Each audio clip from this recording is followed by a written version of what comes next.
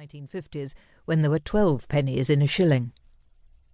1 penny might not sound much today, but it was sufficient then to buy a fine break-time treat, a choice of a pink or white sugar mouse with a little string tail, Ovaltine or Horlicks tablets folded into a small cone made from paper from used arithmetic exercise books, a packet of lemonade powder eaten from a licked finger, or a small thin chocolate bar.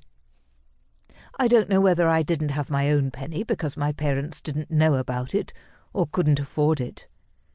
In any event, it didn't matter, because as we stood beside our desks for morning prayers, our hands devoutly folded and eyes piously squeezed shut, I reached out and felt for the penny pieces nearest to me, put on the corner of their desks by their unsuspecting owners. With a nimble movement my hand found the coins and transferred them into the pocket of my gym slip. On a bumper day, I managed to scoop 2 coins, careful not to let them clink together as they changed ownership.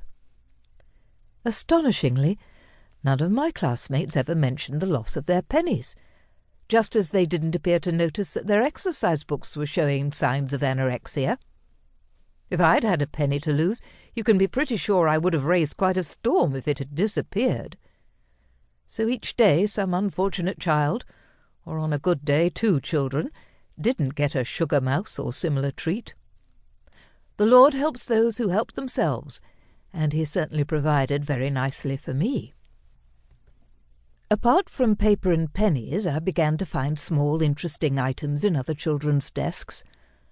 Like a jackdaw, I pecked them up. My satchel was a repository of things that did not belong to me: hair grips, pencils, tiny ornaments. It was the mother-of-pearl rosary beads and Bible that led to my downfall.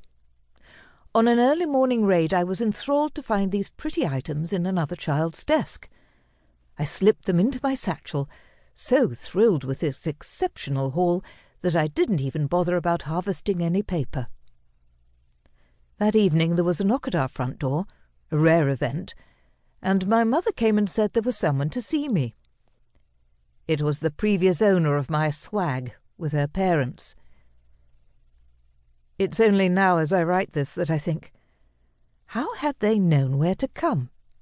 How had they known it was me? It's most unlikely that they would have gone to the house of each child in the class. They wouldn't have had a car. In those days almost nobody did. So they would have either had to walk or travel by bus. I'm sure now that they had somehow known who the thief was and come straight to our house. Is it possible that my clandestine stealing sessions were observed, not as secret as I thought? Was I watched as I pilfered?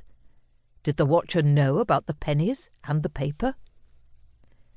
"Susan," asked my mother, "did you bring home some things belonging to Angela?" The dispossessed little girl gazed at me, wide-eyed and open-mouthed. "Yes," I said. I was a thief, not a liar. "Then will you go and get them and give them back like a good girl?" Off I trotted, and with a slight reluctance returned the pretty things to their owner. Then everybody made a great fuss of me. Angela's mother invited me to tea at their house, where she gave me a packet of waxed crayons and a new Bible. I never wanted to steal anything again. Post-war London, where I was born, was a landscape in every shade of grey. Our semi-detached house was grey, in a grey road, in a grey place called Hanworth, in the now administratively defunct county of Middlesex, south-west London. At that time we were a respectable middle-class family, like hundreds of thousands of similar families. My mild and gentle father worked for Kodak, and Mummy was a housewife and mother.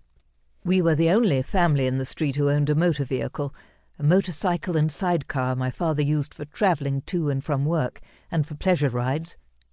Mummy rode on the pillion with her arms around my father, and I sat in the little pod with its slightly hazy plastic windows. We had a black cat called Clem, named after Clement Attlee, the British Prime Minister. Clem's favourite spot was curled up asleep in my father's old leather attaché case in the garden. On Sunday mornings my father liked to walk, and if I went with him I had to jog smartly to keep up with him.